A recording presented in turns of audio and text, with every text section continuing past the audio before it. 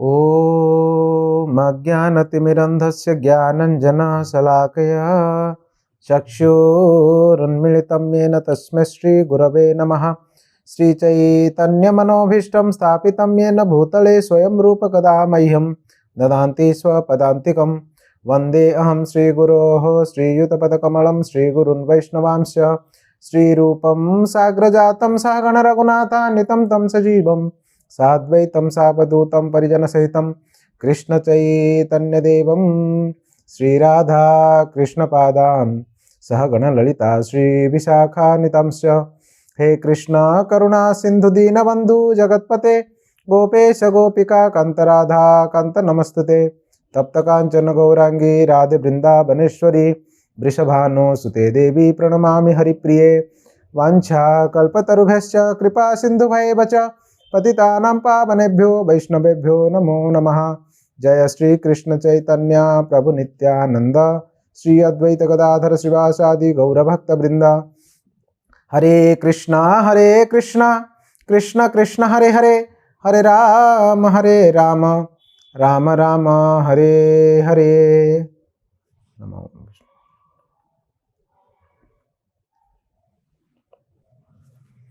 हरे कृष्णा। श्रीमद् भगवद गीता की जय। आप सभी भक्तों का स्वागत है भगवद गीता की क्लास में। तो आज हम लोगों ने चर्चा करेंगे भगवद गीता के प्रथम अध्याय के श्लोक क्रमांक 2 से लेकर 11 तक। पिछले क्लास में हम लोगों ने चर्चा किया था प्रथम अध्याय भगवद गीता की प्रथम अध्याय की प्रथम श्लोक के बारे में हम लोगों ने चर्चा किया। जैसे आप सबको याद होगा प्रथम श्लोक मैंने याद करके आने के लिए भी बोला था ना। धर्म क्षेत्रे कुरुक्षेत्रे मतलब धृतराष्ट्र उवाच धर्म क्षेत्रे कुरुक्षेत्रे समवेतायुत्सवः मामकः पांडवाश्चैव किम कुर्वत संजय। धृतराष्ट्र पूछते हैं संजय से, हे संजय मेरे बच्चे और पांडु के बच्चों ने युद्ध की इच्छा से कुरुक्षेत्र नामक धर्म क्षेत्र में एकत्रित होकर क्या किए। इस श्लोक के बारे में हमने बहुत अच्छा चर्चा किए थे पिछले क्लास में। तो आज हम लोग आगे देखेंगे दूसरे श्लोक से लेके लगभग 11 नंबर श्लोक तक का चर्चा हम आज करेंगे। पिछले श्लोक में धृतराष्ट्र ने संजय को प्रश्न पूछा था। प्रश्न क्या था? मेरे बच्चे पांडु के बच्चों ने धर्म क्षेत्र नामक कुरुक्षेत्र में इकट्ठा होकर युद्ध की इच्छा से क्या किए। तो अभी संजय धृतराष्ट्र जी को उनके प्रश्न का उत्तर देंगे। हालांकि ये पूरे भगवत गीता में संजय का उत्तर है कि नहीं। धृतराष्ट्र का एकमात्र प्रश्न है और उसी प्रश्न का उत्तर देने के लिए जाकर संजय पूरे भगवत गीता, इन्हें वैसे तो पूरा महाभारत ही संजय जी ने उनको सुनाया था। तो ये महाभारत, ये पूरा भगवत गीता जो है संजय कहते हैं। पूरे भगवत गीता में 700 श्लोक हैं। मैंने पिछली बार भी बताया होगा 700 श्लोक है पूरे भगवत गीता में। और उसमें से सबसे पहला श्लोक धृतराष्ट्र जी ने कहा और वो एक ही श्लोक कहा। 700 श्लोकों में से एक श्लोक धृतराष्ट्र ने कहा। भगवत गीता एक कन्वर्सेशन है कृष्ण और अर्जुन के बीच में और संजय और धृतराष्ट्र के बीच में। असलियत में कृष्ण ने गीता का ज्ञान अर्जुन को प्रदान किया कुरुक्षेत्र में। संजय उसी को लाइव टेलीकास्ट कर रहे थे धृतराष्ट्र जी को। मतलब दोनों जगह चल रहा था ना कन्वर्सेशन। वैसे बीच में फिर धृतराष्ट्र ने टोके नहीं थे क्योंकि गीता खत्म होने तक और उसके बाद धृतराष्ट्र बोले होंगे, परंतु गीता में कृष्ण अर्जुन को कह रहे हैं। ठीक है। तो ये जो 700 श्लोक है भगवत गीता में, 18 अध्याय और 700 श्लोक, उसमें से एक श्लोक तो धृतराष्ट्र कहते हैं और 41 यानी 41 श्लोक जो है वो संजय कहते हैं और उसमें से 84 श्लोक जो है वो अर्जुन कहते हैं और बाकी जो बच गया 574 यानी 574 श्लोक जो है वो भगवान श्री कृष्ण उपदेश देते हैं। तो इस प्रकार से कुल 700 श्लोक है भगवत गीता में। तो पहला श्लोक का चर्चा हम लोगों ने कर लिया। आज हम दूसरे श्लोक से आगे चर्चा करते हैं। दूसरा श्लोक संजय कहते हैं क्योंकि प्रश्न संजय को पूछा गया था धृतराष्ट्र के द्वारा। क्या कहते हैं संजय? देखिए, आप भगवत गीता खोलकर बैठिए ना, भगवत गीता के श्लोक देखते हुए हम चर्चा कर सकते हैं। संजय उवाच दृष्ट्वा तु पांडवानीकं व्यूढ़ दुर्योधनस्तदा आचार्यम उपसंगम्य राजा वचनम अब्रवीत। अनुवाद और तात्पर्य श्रील प्रभुपाद जी के द्वारा। श्रील प्रभुपाद की जय। अनुवाद में श्रील प्रभुपाद कहते हैं, संजय ने कहा, हे राजन, पांडु पुत्रों द्वारा सेना की व्यूह रचना देखकर राजा दुर्योधन अपने गुरु के पास गया और उसने इन शब्दों से कहे। तो क्या हुआ इस श्लोक में? संजय धृतराष्ट्र को क्या कह रहे हैं कि महाराज सुनिए सुनिए, दृष्ट्वा तो पांडवानीकम व्यूढ़म,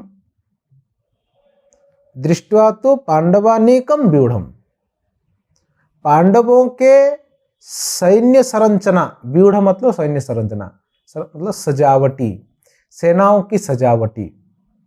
देखिए, कुरुक्षेत्र में युद्ध होने वाला है, दोनों सेनाओं के बीच में अभी ये युद्ध होने वाला है कि नहीं?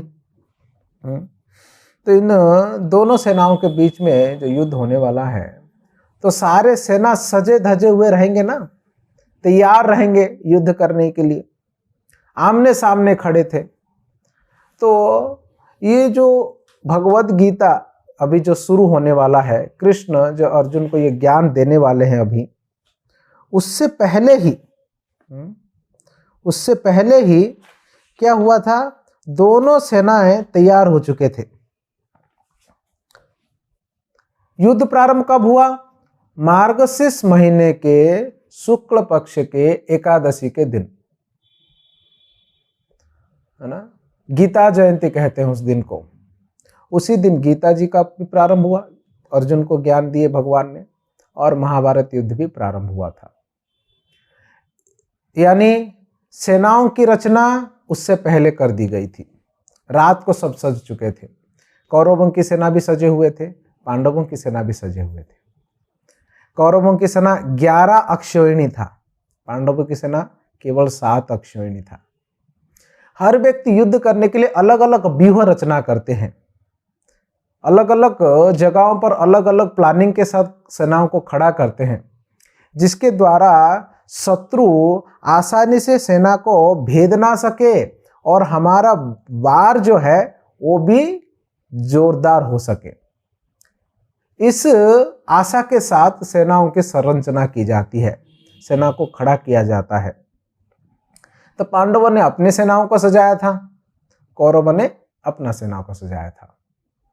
अभी संजय कह रहे हैं धृतराष्ट्र जी को कि दृष्ट्वा तो पांडवानीकम व्यूढ़म दुर्योधनस्तथा, दुर्योधन जी ने पांडवों की सेना संरचना को देखकर, पांडवों ने अपनी सेना को बहुत सुंदर तरीके से सजाए हुए थे।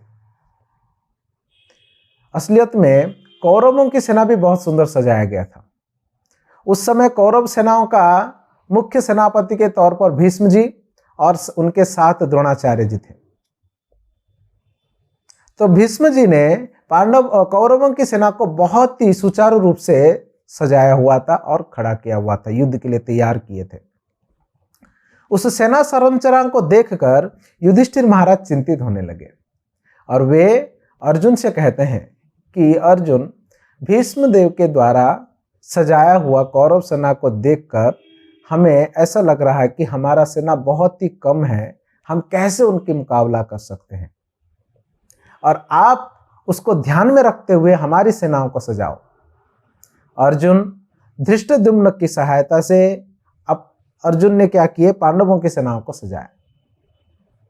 ऐसे कहा गया है महाभारत में कि पांडवों की सेना को वज्र व्यूह में सजाया गया था और उसके ठीक फ्रंट में, जैसे कि वज्र मतलब एकदम से नोकीला है ना होता है, और एकदम सामने जो है ना भीमसेन जी खड़े थे, ऐसे वर्णन प्राप्त होता है। और उनके दोनों बाजू नकुल और सहदेव, फिर उसके पीछे द्रौपदी के सारे बच्चे बेटे, इस प्रकार से सजाया गया था एकदम से वज्र व्यूह में। और उनके सेनाओं का सेनाध्यक्ष थे धृष्टद्युम्न, द्रुपद महाराज के बेटे, द्रौपदी के भाई। इस प्रकार से पांडवों की सेनाओं को भी सजाया गया था अर्जुन जी के द्वारा। तो ये पांडवों की सेनाओं का जो संरचना है, व्यूह रचना है, उसको दुर्योधन ने सबसे पहले देखा, निहारा। अभी युद्ध करने के लिए आए हैं, राजा हैं, तो निश्चित रूप से किनके साथ युद्ध करेंगे वो तो देखना पड़ेगा।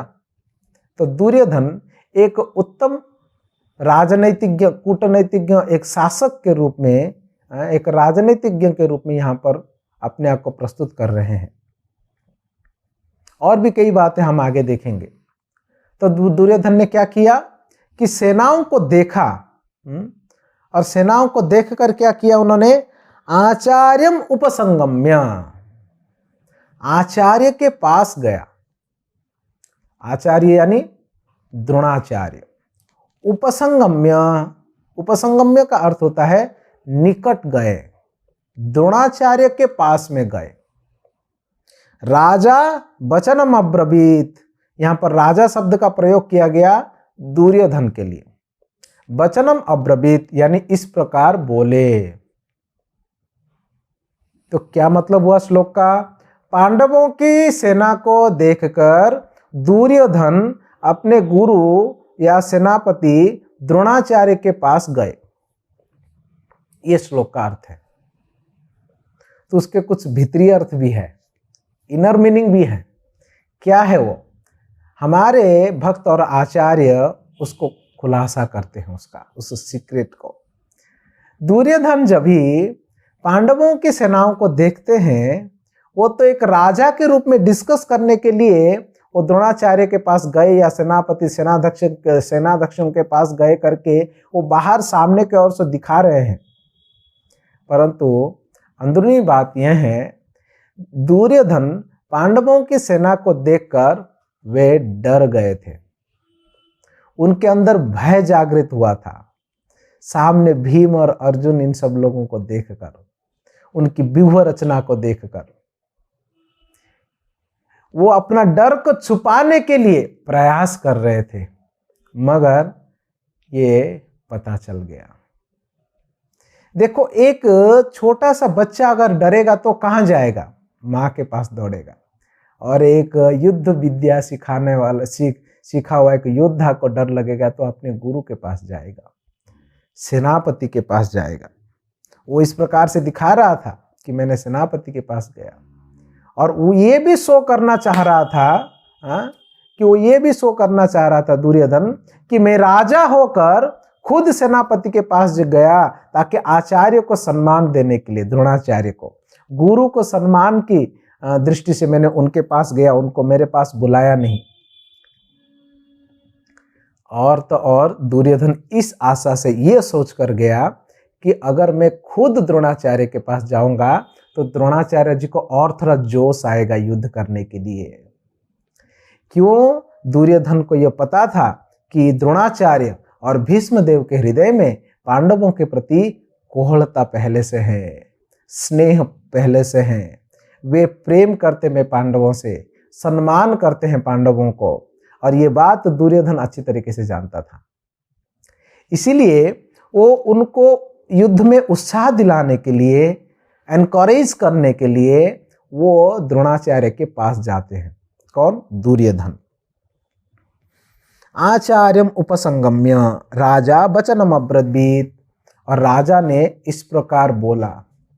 राजा ने इस प्रकार बोला, देखो ये शब्द समझो। फिलहाल हस्तिनापुर का राजा कौन है, वो तो धृतराष्ट्र हैं।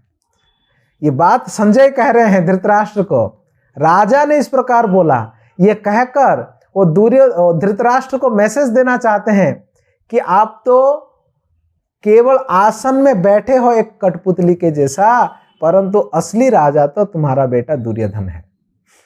ये मैसेज था संजय का, कोई काम के नहीं हो, दुर्योधन सब डिसीजंस ले रहा है। दूसरा यह भी भाव हो सकता है कि असलियत में युद्ध में राजा का प्रतिनिधित्व जो दुर्योधन ही कर रहे थे, क्योंकि वो राजकुमार जो ठहरे थे। साथ साथ में युद्ध में राजा जाना चाहिए, धृतराष्ट्र तो जा नहीं सकते, अंधे हैं, तो वो दुर्योधन गए हुए थे, तो राजा के प्रतिनिधित्व कर रहे थे। इसलिए सभी लोग दुर्योधन के आदेश मान रहे थे युद्ध क्षेत्र में, और इसीलिए उनको राजा करके संबोधित किया संजय ने। और राजा करके संबोधित करने के पीछे एक और उद्देश्य है। देखो, मैंने दो उद्देश्य बताया, एक और उद्देश्य है क्यों दुर्योधन को संजय ने राजा कहा। तीसरा उद्देश्य यह है कि धृतराष्ट्र को यह शंका था, यह डर था, यह डाउट था कि कहीं मेरे बच्चे ने धर्म क्षेत्र के प्रभाव के वजह से समझौता तो नहीं कर दिया, हस्तिनापुर को पांडवों के हाथ में दे तो नहीं दिया, संधि तो नहीं कर दिया। उस डाउट को क्लियर करने के लिए संजय धृतराष्ट्र को कह रहे हैं कि अभी भी तुम्हारा बेटा दुर्योधन ही राजा है, यानी अभी तक संधि हुआ नहीं है, अभी तक जो है वो हस्तिनापुर को दिया नहीं है कि नहीं। तो ये संजय का उद्देश्य था राजा कहने के पीछे। राजा करके संजय ने क्यों कहा, मैंने 3 कारण बताया उसमें। और इस श्लोक में संजय उवाच, मान पहली बार संजय कह रहे हैं। तो संजय के बारे में भी हम पिछली बार थोड़ा सा सुने थे, इस बार और कुछ इंफॉर्मेशन संजय के बारे में हम जानते हैं, मतलब सुनने के लिए प्रयास करते हैं। संजय का पिताजी का नाम था गबलग्न। ये संजय गबलग्न नामक सूत का पुत्र थे। सूत किसको कहते हैं? ऐसे शास्त्र में कहा गया है, जो रथ चलाते हैं उन्हें सूत कहते हैं, या जो पुराणों का वर्णन करते हैं, इतिहास का वर्णन करते हैं, उन्हें सूत कहते हैं। या तो अगर कोई ब्राह्मण पत्नी से क्षत्रिय संतान उत्पन्न करता है, उसे भी सूत कहते हैं। तो इसमें संजय का ब्राह्मण पत्नी और क्षत्रिय पिता तो थे नहीं, और ना ही संजय ने कभी रथ चलाया था। तो ये अनुमान लगाया जाता है कि संजय के पूर्वजों ने कहीं ना कहीं इतिहास और पुराणों का वर्णन किए थे, इसीलिए उनको सूत कहा जाता है। ये संजय बहुत ही महत्वपूर्ण भूमिका महाभारत में निभाते हैं, विशेष रूप से धृतराष्ट्र को पूरे महाभारत को कह सुनाते हैं। संजय का दूसरा परिचय है, ये व्यासदेव जी के शिष्य हैं, व्यासदेव जी के कृपा पात्र शिष्य हैं। हालांकि संजय धृतराष्ट्र के साथ जीवन भर उनके सेवा में रहे, उनके निजी सेवा में रहे। महाभारत पूरा सुनाने के लिए स्वयं व्यासदेव जी के द्वारा दिव्य दृष्टि संजय को प्राप्त हुआ था। वैसे तो व्यासदेव जी धृतराष्ट्र को कह रहे थे कि युद्ध रोको, धृतराष्ट्र रोके नहीं, तो उनको बोले कि युद्ध के भयावह स्थिति को मैं तुम्हें दिखाना चाहता हूँ, तो मैं दिव्य दृष्टि प्रदान करना चाहता हूँ, मगर धृतराष्ट्र ने मना कर दिया। अगर दृष्टि दे, फिर व्यासदेव जी ने संजय को ये दिव्य दृष्टि देते हैं महाभारत के एंड तक। इसलिए दुर्योधन की मृत्यु तक, यानी महाभारत युद्ध समाप्त होने तक संजय के पास दिव्य दृष्टि था। इसलिए युद्ध क्षेत्र में होने वाले सभी कार्यों को संजय हूबहू वो देख पा रहे थे, सुन पा रहे थे और धृतराष्ट्र को बता रहे थे। ये संजय आगे जाकर भी महाभारत में कथन है कि धृतराष्ट्र महाभारत युद्ध के बाद, युधिष्ठिर जी राजा बनने के बाद भी वे राज सिंहासन पर लगभग 15 साल तक बैठे रहे। उसके उपरांत विदुर जी के डांट फटकारने से धृतराष्ट्र जी को ज्ञान उत्पन्न हुआ और धृतराष्ट्र जी क्या किए, वन के लिए निकले। उस समय संजय भी उनके पीछे गए थे और जंगल में भी संजय धृतराष्ट्र की सेवा में रहे, गांधारी के सेवा में रहे। 6 महीने के बाद जब जंगल में आग लगी, धृतराष्ट्र कहने लगे कि हम अभी यहाँ से बचकर भाग नहीं सकते हैं और आप हमको लेकर भाग नहीं सकते हैं, आप अभी हमें छोड़कर चले जाइए। संजय तभी धृतराष्ट्र की परिक्रमा करते हैं और उनको प्रणाम करके कहते हैं कि महाराज, अभी आप शरीर त्यागने का समय आ गया, आप जो है प्रिपेयर हो जाइए। यह कहकर संजय और अधिक हिमालय के और ऊपर की ओर चले जाते हैं, क्योंकि संजय भी जानते थे जीवन का लक्ष्य जो है ना भगवत प्राप्ति करना है, क्योंकि उन्होंने संपूर्ण भगवत गीता को एज इट इज सुना था और बोला भी था। ये संजय थे। संजय जीवन में महाभारत सुनते समय ऐसे कई बार धृतराष्ट्र को फटकार भी लगाए थे कि आप ही के वजह से इतना बड़ा विनाश जो है आज बन रहा है करके। ये संक्षेप में संजय के बारे में है, जो आज ये जो श्लोक, दूसरा श्लोक है, संजय जो है यहाँ पर कह रहे हैं। तो इस प्रकार से ये दूसरा श्लोक जो है हम लोगों ने भी सुना। तो अभी हम तीसरे श्लोक का चर्चा करेंगे। आप देख सकते हैं तीसरा श्लोक आपके किताब में। पश्येतां पांडुपुत्राणाम आचार्यं महती चमुम व्यूढ़ां द्रुपदपुत्रेण तव शिष्येण धीमता। पश्येतां पांडुपुत्राणाम आचार्यं महती चमुम व्यूढ़ां द्रुपदपुत्रेण तव शिष्येण धीमता। अनुवाद में श्रील प्रभुपाद कहते हैं, हे आचार्य, पांडुपुत्रों की विशाल सेना को देखें, जिससे आपकी बुद्धिमान शिष्य द्रुपद के पुत्र ने इतने कौशल से व्यवस्थित किया है। तो पूर्व श्लोक में हमने देखा था, राजा वचनम अब्रवीत, राजा ने इस प्रकार बोला। तो क्या बोला राजा ने, यानी दुर्योधन क्या बोले जाकर द्रोणाचार्य जी को? तो द्रोणाचार्य जी को दुर्योधन कह रहे हैं, पश्येतां पांडुपुत्राणाम आचार्यं महती चमुम। हे आचार्य, पश्येतां पांडुपुत्राणाम महती चमुम। हे आचार्य, पांडुपुत्रों के महान सेना को देखिए। चमुम शब्द का अर्थ होता है सेना, महती मतलब महान, महती चमुम मतलब महान सेना, विशाल सेना को देखिए। हालांकि सत्य बात तो यह है, पांडवों की सेना से भी ज्यादा सेना जो है वो तो कौरवों का था, मगर उनकी व्यूह रचना जो है ना बड़ा अद्भुत था पांडवों का, जो दुर्योधन को देखकर जो है भय लगने लगा था, है कि नहीं?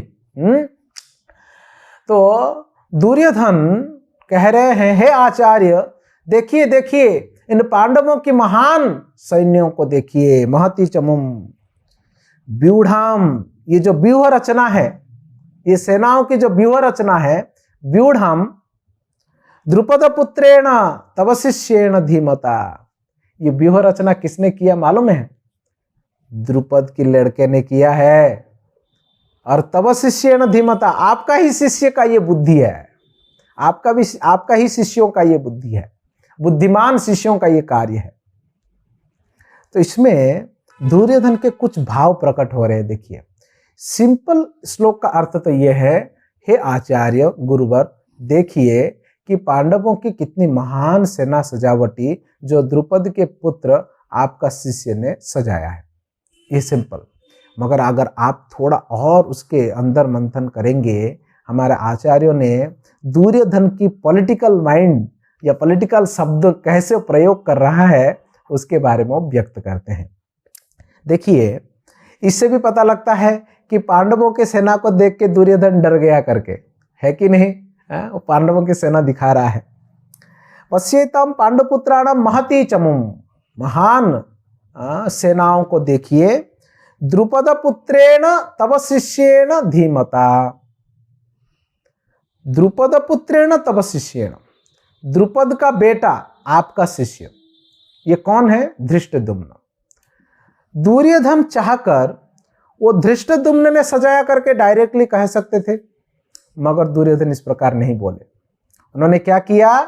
वो पहले द्रुपद का नाम लिए, द्रुपद का बेटे ने इसको सजाया, ऐसा द्रोणाचार्य को कह रहे हैं। क्यों द्रुपद का बेटे ने सजाया करके कह रहे हैं? क्योंकि दुर्योधन समावधर कैसे भी ये न के न प्रकारेण वो द्रोणाचार्य के अंदर क्रोध जागृत करवाना चाहते थे, पांडवों के विपक्ष में, पांडवों के विरुद्ध में गुस्सा दिलाना चाहते थे, क्रोध दिलाना चाहते थे, जिसके द्वारा जोश में आकर द्रोणाचार्य पांडवों के अगेंस्ट में युद्ध कर सके। हालांकि द्रोणाचार्य भीष्म दुर्योधन के लिए युद्ध करने के लिए तो आए हैं जरूर, परंतु ये बात दुर्योधन को पता था, कहीं ना कहीं पांडवों के प्रति सॉफ्ट कर्न है। किसका? ये कोहल मनोवृत्ति है द्रोणाचार्य और भीष्म जी का। इसलिए वो द्रोणाचार्य जी को क्या करना चाह रहे थे, वो क्रोध दिलाना चाह रहे थे, उकसाना चाह रहे थे। ऐसे बुद्धि किसका है मालूम है? कलयुग के लोगों का ऐसी बुद्धि है, वो दूसरों के साथ लड़ाना चाहते हैं, है कि नहीं? इसकी बात उसको, उसकी बात इसको करके वो चढ़ाते हैं दूसरों के बारे में कहकर, और उनको लड़ाना चाहते हैं। दुर्योधन वही कर रहे थे। महाभारत के अनुसार ये जो दुर्योधन है ये कलयुग है, कलयुग का ही स्वरूप है या कलयुग का ही अवतार है। दुर्योधन जो है वो वहाँ पर उनके कुल में जन्म हुआ था, और कलयुग का काम क्या है, इसका विरुद्ध में उसको कह के झगड़ा लगवाना। तो वही कर रहा था, वो द्रोणाचार्य को झगड़ा लगाना चाह रहा था। परंतु क्यों द्रुपद का नाम लेकर झगड़ा लगवाना चाह रहा था? क्योंकि द्रुपद और द्रोणाचार्य के बीच में पहले से ही शत्रुता था। एक बड़ी सुंदर घटना है। असलियत में द्रुपद महाराज और द्रोणाचार्य बचपन में दोनों एक ही गुरुकुल में शिक्षा प्राप्त कर रहे थे। उस समय दोनों अच्छे मित्र हुआ करते थे, और मित्रता में द्रुपद राजकुमार द्रुपद को यह मालूम था कि आगे जाकर मैं राजा बनने वाला हूं, क्योंकि मैं राजकुमार हूं। तो वो कहते हैं कि मित्र, बचपन में मित्र, अगर मैं आगे जाके राजा बनूंगा तो हम दोनों मित्र हैं, तो मैं निश्चित रूप से मेरे राज्य का आधा हिस्सा तुमको दे दूंगा, फिर दोनों हम राजा बनेंगे। ये ऐसा द्रुपद जो है वो द्रोणाचार्य को कहे थे। समय बीता, द्रुपद महाराज बन गए। द्रोणाचार्य तो ब्राह्मण रहे, गरीब रहे, और बड़े प्रभावशाली विद्वान के साथ साथ बहुत अच्छे योद्धा भी थे, शिक्षक भी थे। ऐसा समय आया, द्रोणाचार्य के पुत्र यानी अश्वत्थामा को दूध तक मिलने का भारी हो गया, मतलब दिक्कत हो गया। तो द्रोणाचार्य जी ने सोचा कि द्रुपद मुझे कहे थे कि वो मित्रवत मुझे आधा राज्य देंगे, राज्य तो नहीं एटलीस्ट कुछ गाय देंगे जिसके द्वारा मैं मेरे पुत्र को दूध पिला सकूं। यह सोचकर द्रोणाचार्य द्रुपद के पास जाते हैं और वो अपना परिचय देते हैं कि महाराज मैं आपका मित्र हूं और मुझे कुछ गाय दान में चाहिए। आपको याद है आपने बोले थे कि आधा राज्य देंगे करके। यह सुनकर द्रुपद महाराज को अच्छा नहीं लगा। द्रुपद सोचने लगे कि आप एक भिखारी हो, ब्राह्मण, और मैं रहा राजा, आप कैसे, आपके साथ मेरा मित्रता हो सकती है? हो सकता है बचपन में कुछ बातें ऐसे की होंगी हमने, परंतु यह सही नहीं है। आप कैसे आशा कर सकते हैं एक मित्रता को, एक मेरे जैसे राजा के साथ? आप गाय दान में मांगिए, हम देंगे, परंतु आप मित्रता की आशा ना करें। इस बात द्रोणाचार्य को बहुत चुभ गई। ब्राह्मण को अपमान जो है ना सहन नहीं होता है, तो वो द्रोणाचार्य वहाँ से अपमानित होकर आ जाते हैं। बट ये बात जो है ना भूलते नहीं है। आगे जाकर भगवान के इच्छा से ये पांडव और कौरवों का शिक्षक बन गए और उनको युद्ध विद्या की शिक्षा प्रदान किए। और अंत में जब ये गुरु के दक्षिणा प्राप्त करने का समय आया, गुरु दक्षिणा के तौर पर कौरव और पांडवों को द्रुपद महाराज जी को परास्त करके लेके आने के लिए कहा गया, द्रोणाचार्य कहते हैं। तो तभी कौरव तो जाते हैं सेनाओं के साथ, और सेनाओं के साथ जाकर द्रुपद महाराज के पास हार कर आ जाते हैं। पांडव विशेष रूप से अर्जुन जाते हैं और द्रुपद महाराज को परास्त करके उनको रथ में बांध कर घसीटते हुए लेके आके द्रोणाचार्य के चरणों में डाल देते हैं। तभी द्रोणाचार्य कहते हैं कि अभी मैं राजा हूं आपके पूरे राज्य का, और अभी राज्य को 2 भाग करता हूं, और एक हिस्सा में मैं तुमको वापस कर देता हूं और तुमको जीवन दान देता हूं, और एक हिस्से में मेरा पुत्र, मैं राजा रहूंगा, मैं संभालूंगा, और आगे जाकर अश्वत्थामा संभालेते राज्य को। तो इस प्रकार से अभी मैं तुम्हारा बराबरी का हो गया हूँ, ऐसा करके द्रोणाचार्य जो है द्रुपद को कहते। और इस अपमान को द्रुपद भूले नहीं थे। उन्हें अर्जुन के ऊपर क्रोध नहीं था, क्योंकि अर्जुन तो एक शिष्य के रूप में आया हुआ था, उनको क्रोध था द्रोणाचार्य के ऊपर।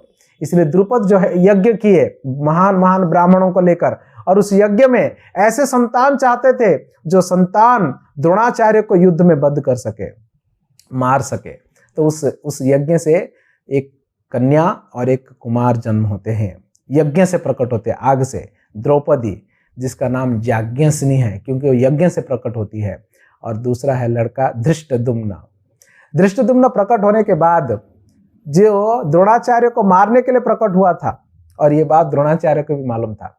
फिर भी एक सही ब्राह्मण होने के नाते वो द्रोणाचार्य धृष्टद्युम्न को युद्ध विद्या का सभी कौशलों को सिखाए। ये ब्राह्मण होते हैं, वे कभी मृत्यु से नहीं डरते हैं। ये सब कुछ मालूम होकर भी उन्होंने क्या किया, धृष्टद्युम्न को सिखाया युद्ध विद्या। देखो, अगर कंस को देखो उधर, जैसे ही कंस को पता लगा कि मैं तुम्हारे बहन का 8वां संतान तुम्हें मारने वाला है, वो बहन को ही मारना चाह रहा था। ये रजोगुणी राक्षसी प्रवृत्ति है। मगर द्रोणाचार्य को जब पता लगा कि धृष्टद्युम्न का प्राकट्य हुआ है मुझे मारने के लिए, फिर भी वह चिंतित नहीं रहे। जो विधि का विधान है, जो भगवान जी का इच्छा है, वही होने वाला है। ये जानते हुए भी उन्होंने क्या किया, धृष्टद्युम्न को भी शिक्षा प्रदान किया, अपने शिष्य के रूप में स्वीकार किया था। दुर्योधन अभी द्रोणाचार्य को इंगित कर रहे हैं कि आप धृष्टद्युम्न को अपना शिष्य बना के गलती किए थे, द्रुपद के बेटे को अपना शिष्य बना के गलती किए थे, जो आज तो आपके अगेंस्ट में आपको मारने के लिए खड़ा है। द्रुपद का लड़का खड़ा है जो आपका चिर शत्रु है, जिसको आपने जीवन दान दिया था। इस प्रकार से बातों को दुर्योधन जो है उकसाना चाहता है द्रोणाचार्य को। ये पॉलिटिकल वर्ड्स है। क्या करते हैं, वो नाम नहीं लेंगे, ऐसे ऐसे बोलकर जो है वो उकसाते रहेंगे। तो ये दुर्योधन जो है इस प्रकार से द्रोणाचार्य को उकसा रहा था कि वो युद्ध करे करके। 4 नंबर श्लोक। अत्र शूरा महेश्वासा भीमार्जुन समायुधि युयुद्धान विराटश्च द्रुपदश्च महारथ। तब वो बोल रहा है, दुर्योधन द्रोणाचार्य को कह रहे हैं कि अत्र शूरा महेश्वासा, श्लोक नंबर 4, अत्र शूरा महेश्वासा भीमार्जुन समायुधि।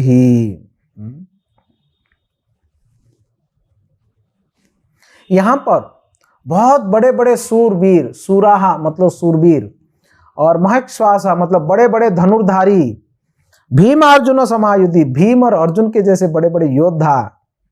कौन कौन है वो योद्धा? युयुद्धानः, कौन कौन है? युयुद्धानः, विराटश्च, द्रुपदश्च महारथः। इतने बड़े बड़े योद्धा है। 2 शब्द कहते हैं योद्धाओं के लिए, एक सूरवीर, सूराहा मतलब सूरवीर, दूसरा महश्वासा, महश्वासा का अर्थ होता है धनुर्धारी, बड़े बड़े महान धनुर्धारी, महश्वासा। ये दोनों जो है ना अलंकार है योद्धाओं के लिए। तो बड़े बड़े योद्धा, बड़े बड़े सूरवीर है। कैसे बड़े बड़े योद्धा सूरवीर है? भीम और अर्जुन के जैसे। इससे एक और बात पता चलता है कि दुर्योधन पांडवों की सेना में अगर डरता था सबसे ज्यादा तो भीम से, और सेकंड में अर्जुन से। ये दोनों से बहुत डरता था। अर्जुन को ये बात क्षमा चाहता हूँ, दुर्योधन को ये बात पता था कि भीम ही ऐसा व्यक्ति है जो सबको मार सकता है, इतना बल है उसके पास, भीम के पास। हालांकि गदा विद्या में दुर्योधन और भीम जो है वो दोनों को बलराम जी ने सिखाया। दुर्योधन के पास टेक्निक्स ज़्यादा है मगर भीम के पास ताकत ज़्यादा है। भीम बचपन से मारता था उनको, गदा में घुमा घुमा के उनको परेशान करता था, जब उनको अगर परेशान करते थे तो। और दुर्योधन को ये मालूम था और भीम से थोड़ा डरते थे। ये बात धृतराष्ट्र को भी मालूम था। धृतराष्ट्र भी एक जगह महाभारत में कहते हैं, मेरा बेटा, मेरा पुत्र बुद्धिहीन है, वो भीम जैसे महाकाल को भी उनके पक्ष में देखकर उनके साथ शत्रुता क्यों कर रहा है। ये बात धृतराष्ट्र कहते हैं एक जगह। तो इसलिए इस शब्द से पता चल रहा है अत्र सूरा महश्वासा भीमार्जुन समायुधि, भीम और अर्जुन के जैसे बड़े बड़े योद्धा, समान योद्धा। मतलब भीम और अर्जुन सच में महान योद्धा थे, उनके समान दूसरों को तोड़ना किया जा रहा है। भीम और अर्जुन को बहुत डरता था। और धनुर्विद्या में तो फिर अर्जुन को बात देने वाला कोई नहीं था। ये बात बहुत अच्छे तरीके से दुर्योधन को पता था, इसलिए दुर्योधन इन दोनों का नाम लिया, भीम और अर्जुन। और साथ साथ में तीन और लोगों का नाम वो ले रहा है दूसरे लाइन में, युयुधान, विराटश्च और द्रुपदश्च महारथ। युयुधान मतलब सात्यकी, सात्यकी को युयुधान कहता है, और विराट राजा और द्रुपद राजा। सात्यकी के बारे में मैं आपको बता दूं, सात्यकी जो है ये असलियत में भगवान के बहुत बड़े भक्त हैं और मित्रवत भी हैं। हालांकि भगवान श्री कृष्ण की नारायणी सेना दुर्योधन के ओर से लड़ रहे थे पांडवों के अगेंस्ट में, मगर सात्यकी गए नहीं थे उनके वहां लड़ाई करने के लिए पांडवों के अगेंस्ट में, क्योंकि कृष्ण पांडवों को प्रेम कर रहे थे, सात्यकी भी पांडवों को प्रेम कर रहे थे। सात्यकी भगवान श्री कृष्ण के महान भक्त और मित्र जैसे थे, इसलिए वो पांडवों के पक्ष में ही रहे सात्यकी, और साथ साथ में महान योद्धा भी हैं। सात्यकी का महानता जो है, अभिमन्यु को युद्ध विद्या जब भी भगवान श्री कृष्ण सिखा रहे थे उस समय असलियत में सात्यकी ने भी युद्ध विद्या जो है वो अभिमन्यु को सिखाए।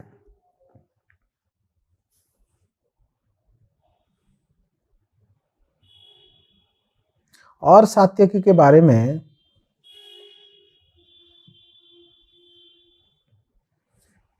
जब श्री कृष्ण शांति दूत बनकर गए हुए थे पांडवों के लिए हस्तिनापुर में, उस समय सात्यकी साथ में गए हुए थे। जब भी भगवान श्री कृष्ण दुर्योधन के सामने ही भरी सभा में दुर्योधन के दुर्गुणों के बारे में और अन्याय अधर्म के बारे में जब भी वर्णन कर रहे थे, तभी दुर्योधन सभा छोड़कर चले गए थे। तो दुर्योधन के पीछे पीछे सात्यकी गए थे यह देखने के लिए कि दुर्योधन क्या करने वाला है, और दुर्योधन बाहर जाकर सेनाओं को इकट्ठा किए थे भगवान को बांधने के लिए, शांति दूत को। और ये बात सात्यकी आकर कहे थे सभा में, और सभा में दुर्योधन का बहुत निंदा हुई थी। सात्यकी की और बलराम जी जब भी पांडवों के और कौरवों के युद्ध के समय पर यह कह रहे थे कि युद्ध नहीं होना चाहिए, शांति रहना चाहिए करके, तभी भी सात्यकी ने बलराम जी के बातों को भी विरोध किया था कि नहीं, सनातन धर्म के अनुसार युद्ध होना ही चाहिए, अधर्मी को दंड मिलना ही चाहिए। ये बात जो है ना सात्यकी जोर देकर कहे थे। तो इस प्रकार से ये सात्यकी है जिनको युयुधान करके कहा गया। युद्ध विद्या में भी बहुत निपुण है और महान योद्धा है। और अभिमन्यु को भी उन्होंने सिखाया था युद्ध विद्या, इसलिए आप देखेंगे अभिमन्यु के पराक्रम के बारे में हम सभी लोगों को अछूपा है। उसके बाद नाम ले रहा है वो विराट का नाम ले रहे हैं। ये विराट राजा के बारे में आप जानते हैं, विराट नगर के जो राजा है। महाभारत के युद्ध में पांडवों ने जो अज्ञातवास किए थे 1 साल के लिए, उनके वनवास के बाद वो 1 साल अज्ञातवास बाद विराट राजा के घर पे थे। 5 भाई द्रौपदी के साथ पांडवों के वहाँ पहले काम कर रहे थे करके कहकर खुद वहाँ पर काम पे लग गए थे। विराट राज इसलिए उनको रख दिए थे कि इन लोगों का संपर्क पांडवों से करके, क्योंकि वो पांडवों को रेस्पेक्ट करते थे, बहुत प्रेम करते थे, रेस्पेक्ट करते थे। बाद में जब पता लगता है कि ये लोग खुद ही पांडव है करके, तो विराट राजा बहुत लज्जित होते हैं और वो क्षमा मांगते हैं। अपने कन्या को अर्जुन से विवाह करने के लिए कहते हैं। तभी अर्जुन बृहन्नला नामक एक स्त्री के रूप में वो क्या कर रहे थे, उनकी कन्या विराट राजा की कुमारी को उत्तरा को जो है वो शिक्षा प्रदान कर रहे थे, म्यूजिक क्लासेस। अर्जुन मना करते हैं और वो अपने पुत्र के साथ उनका विवाह कराने की आग्रह करते हैं। तो विराट राज भी महान राजा थे, शक्तिशाली थे, और वो भी उनके पक्ष में। द्रुपद महाराज के बारे में भी वो कहते हैं, द्रुपद जो द्रौपदी के पिता हैं और द्रोणाचार्य के शत्रु भाव रखते थे, जैसे मैंने बताया था आपको। और द्रुपद पहले से ही चाहते थे, जब अर्जुन उनको परास्त करके ले गया था ना बांध के, तब से चाहते थे कि अर्जुन मेरा दामाद बने करके, द्रौपदी को शादी करे करके। इसलिए जब भी पांडवों को लाक्षागृह में आग लगा दिए थे, कुंती महारानी के साथ सब लोग मारे गए करके खबर फैल गई, परंतु द्रुपद जो है हमेशा उनके ऊपर नजर रखे थे। उनको सूत्रों से पता लग गया था कि विदुर जी ने उनको बचा लिया है करके, परंतु पता नहीं लग रहे हैं कि कहाँ गए हो। इसीलिए अर्जुन को फिर से बाहर निकालने के लिए और अपना पुत्री को अर्जुन को देने के लिए उन्होंने एक बहुत सुंदर सा स्वयंवर रचना किया, जिसमें एक कंपटीशन भी था। जो कंपटीशन जीतेगा वो स्वयंवर में मतलब द्रौपदी उनको जो है वरमाला पहनाएगी, और वो केवल अर्जुन के लिए था, क्योंकि अर्जुन के अलावा कोई ऐसा धनुर्धारी नहीं था जो उसको भेज सके। तो द्रुपद राजा भी उनके पक्ष में थे। धृष्टकेतु छेकितानः काशीराजस्य वीर्यवान पुरुजित कुंती भोजस्य शैव्यस्य नरपुंगवः। फिर साथ साथ में वो वर्णन करते हैं धृष्टकेतु, छेकितान, काशीराज, पुरजीत, कुंती भोज, ऐसे अनेकों राजाओं के बारे में दुर्योधन कहते हैं।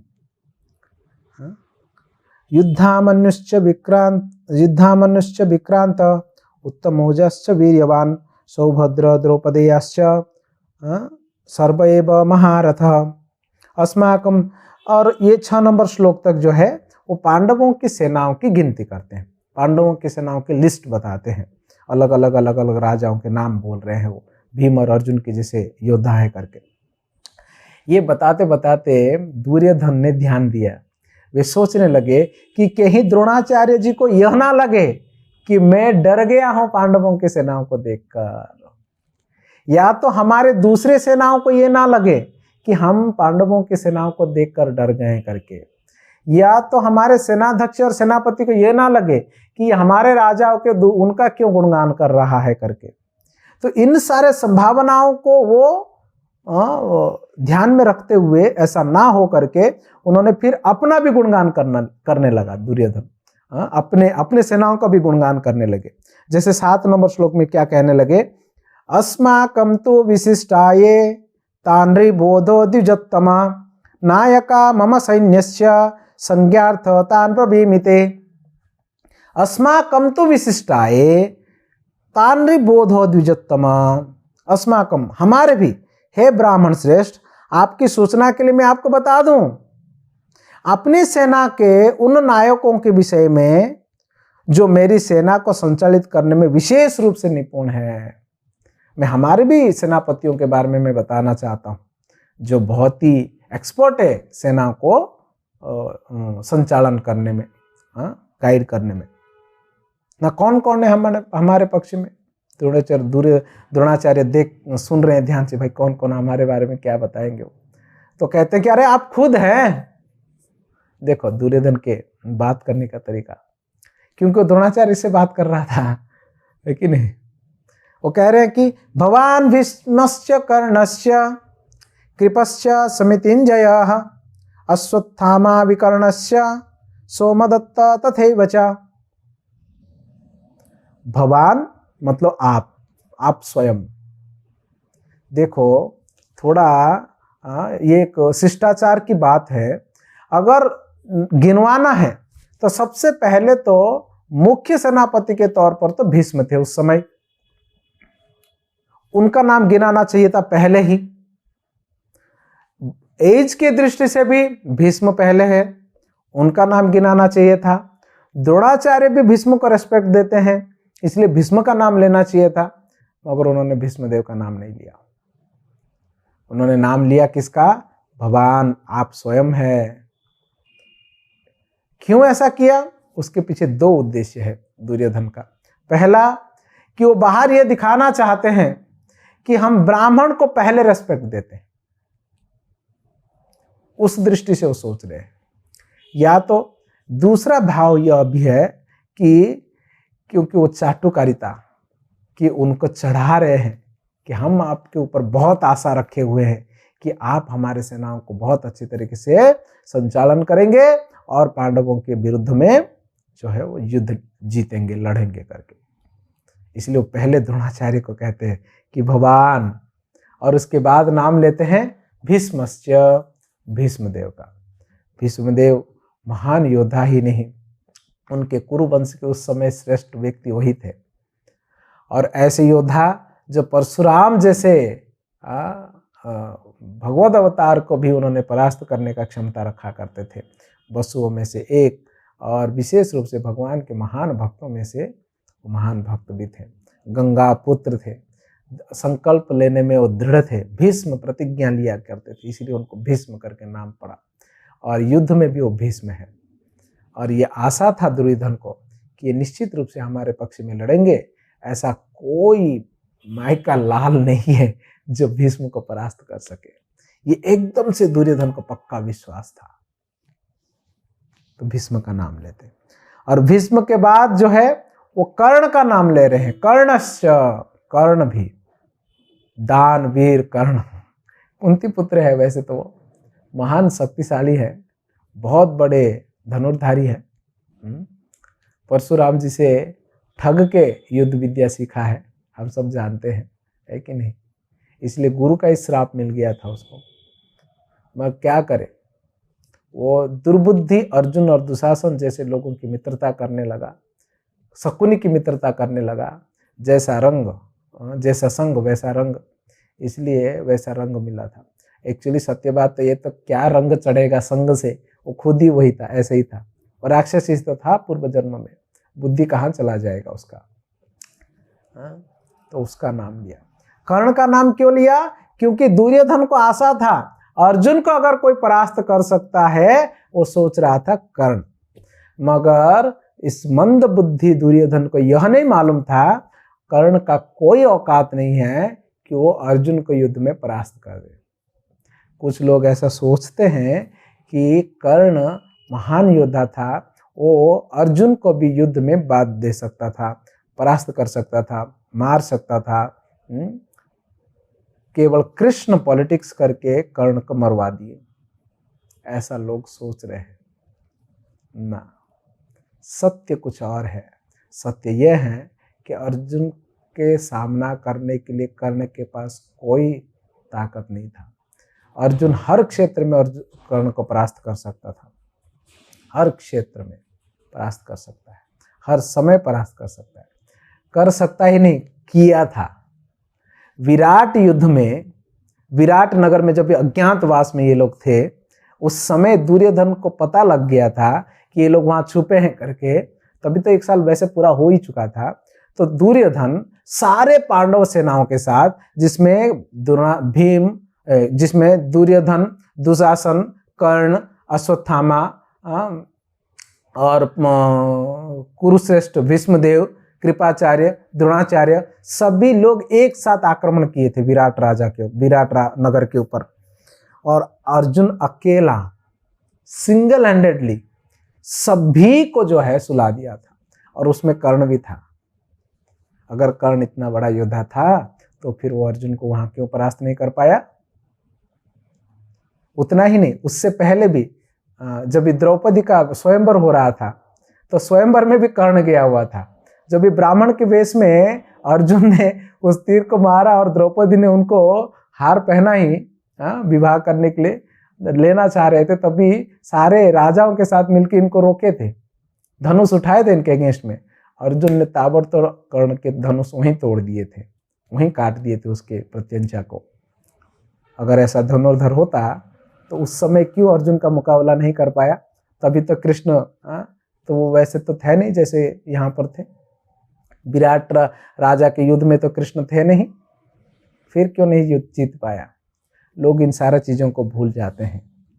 और एक बात बताओ, सीक्रेट बात, कि कर्ण जो है सहस्र कवच नामक असुर था। पूर्व जन्म में यही अर्जुन उस असुर को मारे थे। अर्जुन और कृष्ण ही नरनारायण ऋषि के रूप में उस समय थे, और यही दोनों मिलकर बारी बारी से इस असुर को मार मार के 99 कवच तोड़ दिए थे इसका। मतलब 99 टाइम्स मारे थे उसको और एक कवच बचा था तो वो भाग गया था वहां से सूर्य देव के पास, बचाओ बचाओ करके। तो कर्ण का नाम लेता है ये सोच कर कि कर्ण बचा देगा मुझे। क्या कर्ण बचाएगा, बेवकूफ। कृपाचार्य, कृपाचार्य का नाम लेते। देखो, कृपाचार्य का नाम कर्ण से पहले लेना चाहिए, द्रोणाचार्य के बाद लेना चाहिए। ये सब के मामले में ना युधिष्ठिर और पांडव एकदम पक्के हैं। देखो, दुर्योधन आचार्य के पास गया किसके लिए? आदेश देने के लिए। या उसकी कमी निकालने के लिए, गुरुजी आपने किसको सिखा दिया वही तुम्हारे अगेंस्ट में खड़ा है, ये बताने के लिए राजा भेष में। मगर जब युधिष्ठिर महाराज गए अपने आचार्य के पास राज भेष को रखकर, वो गए थे उनका आशीर्वाद लेने के लिए कि युद्ध के आशीर्वाद दीजिए, परमिशन दीजिए, परमिशन, कि विजयी भव का आशीर्वाद मिला था युधिष्ठिर जी को। पहले भीष्म के पास गए, फिर द्रोणाचार्य के पास गए, फिर कृपाचार्य के पास गए। मगर इसने क्या किया, वो अपना बुद्धि, अपना चालाकी बुद्धि दिखाया, पॉलिटिक्स बुद्धि दिखाया। कृपाचार्य का नाम कर्ण के बाद ले रहा है। कृपाचार्य ऐसे महान व्यक्ति हैं कि वो उन मृत्यु नहीं है उनको, इस बार कोई मान नहीं सकता है उनको। और ये कल्प के बाद जो है, ये मनवंतर के बाद जो है वो सप्तऋषि बनने वाले हैं। 7 ऋषियों में से, सप्तऋषि बदलते रहते हैं, ये सप्तऋषि जो है ना बदलते रहते हैं। वो है अश्वत्थामा है, ये लोग मरने वाले नहीं है, चिरंजीवी लोग हैं। समितिंजय, समितिंजय शब्द का अर्थ होता है सदा विजय होने वाले, कभी न मरने वाले। ये लोग कौन कौन, कृपाचार्य, अश्वत्थामा। फिर कृपाचार्य के बाद अश्वत्थामा का नाम लेते हैं, विकर्ण का नाम लेते हैं। अश्वत्थामा तो आप लोग जानते हैं, द्रोणाचार्य के बेटे हैं। इनके यहाँ पर मणि भी है, वो भी चिरंजीवी, उनको भी मतलब वर मिला हुआ है। विकर्ण, अरे कृपा, कौरवों के पक्ष में कितने ऐसे ऐसे लोग थे देखो। भीष्म इच्छा मृत्यु, कृपाचार्य मरने वाले नहीं, अश्वत्थामा मरने वाले नहीं, है ना। ऐसे ऐसे लोग थे उनके पास, कौरवों के पास, फिर भी पांडवों का विजय होता है। और विकर्ण का भी नाम ले रहे हैं। विकर्ण उनका ही भाई है, ये 100 भाइयों में से एक विकर्ण भी है। अब देखो दुशासन का नाम नहीं लिया, विकर्ण का नाम लिया। विकर्ण का नाम क्यों लिया, क्योंकि विकर्ण को थोड़ा चढ़ाना चाहते थे। वो आशा कर रहे थे विकर्ण हमारे लिए लड़े करके, क्योंकि ये विकर्ण वो व्यक्ति थे जो द्रौपदी को अपमान करते समय, यही एक व्यक्ति है जिन्होंने दुर्योधन को जो है टोका था कि भाई ऐसा नहीं करना चाहिए करके। दुर्योधन उनको डांट के बिठा दिया था, तू बच्चा है, तेरे को कुछ नहीं मालूम, बैठ जा करके। विकर्ण हमेशा दुर्योधन के अधर्म के एक्शंस को वो अगेंस्ट में रहते थे कि ऐसा मत करो करके कहते थे, इसलिए विकर्ण का नाम लिया। और वैसे योद्धा भी थे, बहुत अच्छे योद्धा थे।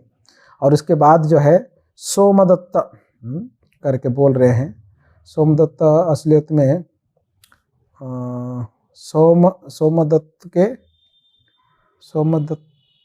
सोमदत्ती असलियत में, सोमदत्ती असलियत में भूरिश्रवा। भूरिश्रवा को सोमदत्ती कहते हैं क्योंकि उनके पिताजी का नाम सोमदत्त है।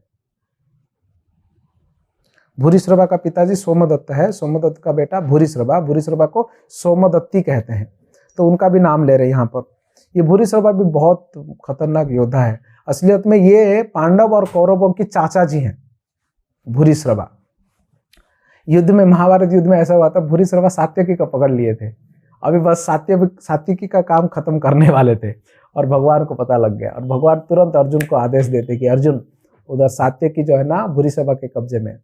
तो अर्जुन जो है ना अन्य जगह पे था, बट वहां पर बाण मार के भूरिश्रवा का हाथ, और जिस हाथ में तलवार पकड़े थे ना वो हाथ को ही काट दिया अर्जुन ने। तो भूरिश्रवा लांछन लगाए थे कि कृष्ण और अर्जुन दोनों धर्म के अनुसार युद्ध नहीं कर रहे हैं करके। बट अर्जुन ने बहुत फटकार लगाया था और उनको समझाया भी था कि किस प्रकार से धर्म के अनुसार युद्ध कर रहे थे। भूरिश्रवा के पास कोई आंसर नहीं था, तो भूरिश्रवा बैठ गए युद्ध क्षेत्र में कि अनशन पर। तभी सात्यकी ने तलवार से उनका गर्दन काट दिया था।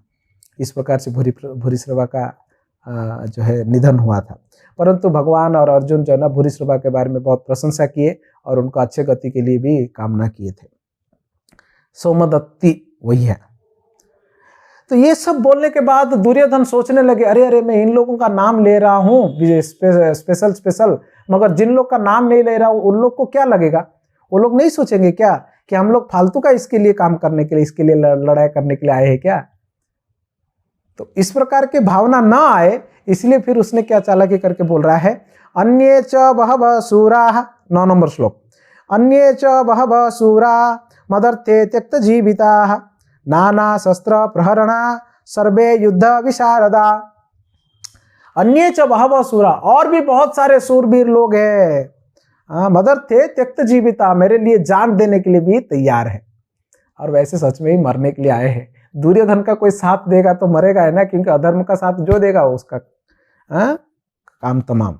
नाना शास्त्र प्रहरणा, नाना शस्त्र, सभी प्रकार के शस्त्रों को जानने वाले, और युद्ध विशारदः, युद्ध में विशाल विशाल लोग हैं। इस प्रकार से वो क्या करते हैं, 9 नंबर श्लोक में कहते हैं। फिर 10 नंबर श्लोक में वो कहते हैं, 10 नंबर श्लोक में क्या कहते हैं मालूम है? अपर्याप्तम तदस्माकं बलम भीष्माभिरक्षितम, पर्याप्तम तिदमेतेषां बलम भीमाभिरक्षितम। 10 नंबर श्लोक थोड़ा ध्यान से सुनिएगा, थोड़ा इंपॉर्टेंट श्लोक है। तो अभी पांडवों की सेनाओं के बारे में भी बोला दुर्योधन ने द्रोणाचार्य को, अपने सेनाओं के बारे में भी बोला, द्रोणाचार्य को भी चढ़ाया, दूसरे योद्धाओं को भी चढ़ाया, सबको सब करके वो सोचा कि बहुत बड़ा पॉलिटिशियनों में। अब वो दोनों को कंपेयर कर रहे हैं, दोनों सेनाओं को कंपेयर करके क्या कह रहे हैं? अपर्याप्तम तदस्माकं बलम भीष्माभिरक्षितम।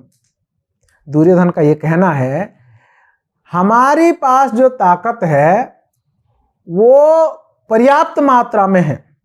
अपर्याप्तम मतलब एनफ, सफिशिएंट ताकत हमारे पास है। क्यों? क्योंकि हम भीष्म के संरक्षण में, भीष्म देव के संरक्षण में, क्योंकि भीष्म देव के युद्ध के बारे में, उनकी शक्ति के बारे में क्या कहना, पांडवों के पास जो ताकत है वो पर्याप्तम त्विदमेतेषां बलम भीमाभिरक्षितम, क्योंकि बच्चा है भीम, उस भीम बच्चे के संरक्षण में होने के वजह से उनके पास एनफ शक्ति नहीं है, पर्याप्त शक्ति नहीं है। आप समझ पा रहे हैं? हमारे पास एनफ ताकत है और पांडवों के पास एनफ ताकत नहीं है। क्यों? हमारे पास भीष्म है, उनके पास भीम है। ये वो कहना चाह रहे थे, मगर उसका उल्टा भी अर्थ हो सकता है। अपर्याप्तम तिदमेतेषां, अपर्याप्तम का अर्थ ये भी हो सकता है कि पर्याप्त नहीं है, इनसफिशिएंट भी हो सकता है, और पर्याप्तम मतलब सफिशिएंट भी हो सकता है। इसका दूसरा भी अर्थ हो सकता है।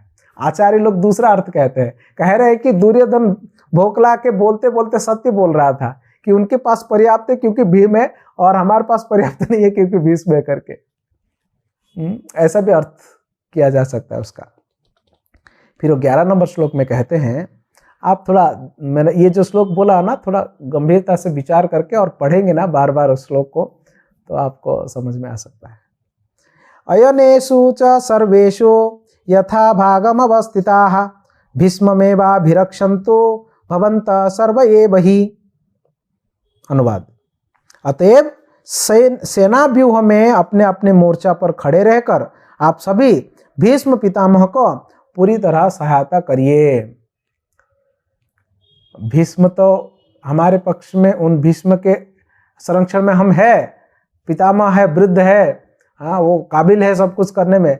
फिर भी आप जितने भी लोग हो, अन्य अन्य राजाओं और योद्धा हैं, सब भीष्म के इर्द गिर्द खड़े रह के भीष्म को संरक्षण प्रदान करिए, जिसके द्वारा भीष्म जो है ढंग से वो युद्ध कर सकते, उनको कोई पीछे से वार ना कर सके, उसको देखिए करके, मतलब थोड़ा भीष्म को चढ़ा रहे थे कि हम आपकी ध्यान रखेंगे ऐसा करके, तो भीष्म को चढ़ा रहे थे। तो ये सब अर्जुन के पॉलिटिकल मेंटेलिटी वाले बातें हैं, और सेनाओं का निरीक्षण, सेनाओं को देखना है ना।